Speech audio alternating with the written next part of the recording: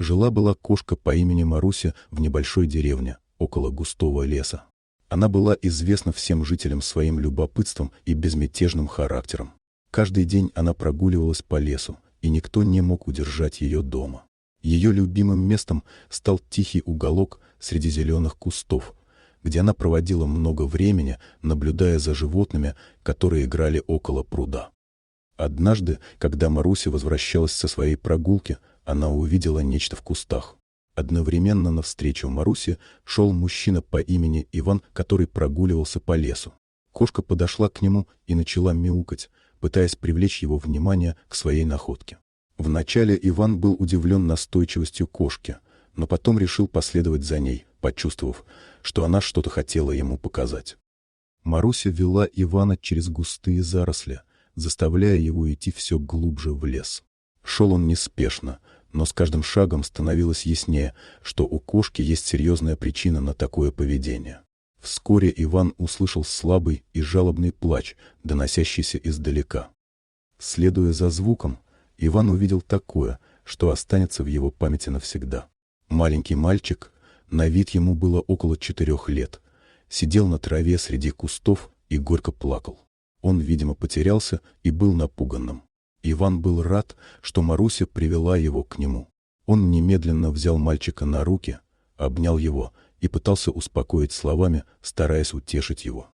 Счастливый, что мальчик был в его заботе, Иван решил вернуться в деревню, но Маруся не оставила его одного. Она бежала рядом с ними, будто охраняя их. По дороге Иван повстречал знакомого полицейского и показал ему мальчика, рассказав о том, что произошло. Отправив запрос в полицию для определения мальчика, полицейский скоро получил информацию, что его звали Андрей. Пока полиция занималась этим делом, Иван отнес мальчика в медицинский пункт. Следуя протоколу, полиция связалась с родителями Андрея и пригласила их в медицинский пункт, где Иван и мальчик уже ждали. Родители были в шоке, услышав о том, что сын потерялся, и поблагодарили Ивана и Марусю за их доброту и помощь. Оказалось, пока родители Андрея работали, сын вышел погулять и заблудился, а телефона нет. Иван и Маруся стали настоящими героями в деревне. Жители радовались, что с мальчиком все хорошо, и благодарили Марусю за ее интуицию, а Ивана за его доброту и отвагу. История о Марусе и Иване быстро распространилась по деревне и вызвала восхищение у всех жителей.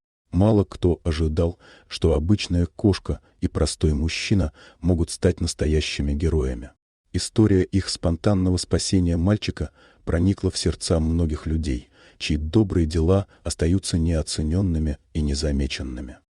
Маруся стала звездой деревни. Ее любопытство и отвага вызывали уважение и подражание у других животных. Кошки и собаки стали больше времени проводить на улице, демонстрируя свою независимость и стремление помогать.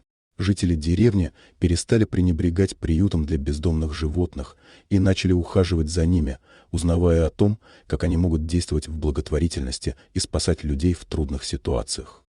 Иван, в свою очередь, стал главным героем рассказов и легенд. Его доброта и отзывчивость стали примером для всех мужчин в деревне. Он с радостью поделился своим опытом и наставлениями о том, как важно быть внимательным к другим и помогать в трудных ситуациях. Вскоре в деревне появились группы волонтеров, которые организовывали поиски пропавших людей и помогали нуждающимся. История Маруси и Ивана не только привнесла утешение в сердца родителей Андрея, но также показала всему миру, что доброта и любовь к животным и друг другу могут изменить жизни людей. Деревня стала знаменитой благодаря этому случаю и привлекла внимание СМИ. Репортажи и интервью с Марусей и Иваном разлетелись по всей стране, и их история стала вдохновением для многих. Маруся и Иван продолжали свои прогулки по лесу, обязательно заглядывая в тихий уголок среди зеленых кустов. Теперь они были счастливы, зная, что их добрые дела и маленькие подвиги могут изменить чью-то жизнь к лучшему. Их история стала символом надежды и добра, напоминая всем, что каждый из нас может стать героем и помочь другим, просто откликнувшись на зов сердца. Дорогие друзья, если вам понравилось видео, поставьте лайк. А также подписывайтесь на канал, где наши авторские истории выходят каждый день.